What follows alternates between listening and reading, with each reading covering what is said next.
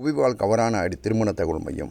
நமது நாயுடு இனத்திற்கு மட்டும் நமது மக்கள் எங்கும் தனது பணத்தை ஏமாற வேண்டாம் என்ற ஒரு காரணத்திற்காக கோவை மாவட்டத்திலிருந்து ஆன்லைன் மூலமாக இந்தியா முழுவதும் தனது சேவை செய்து வருகின்றோம்.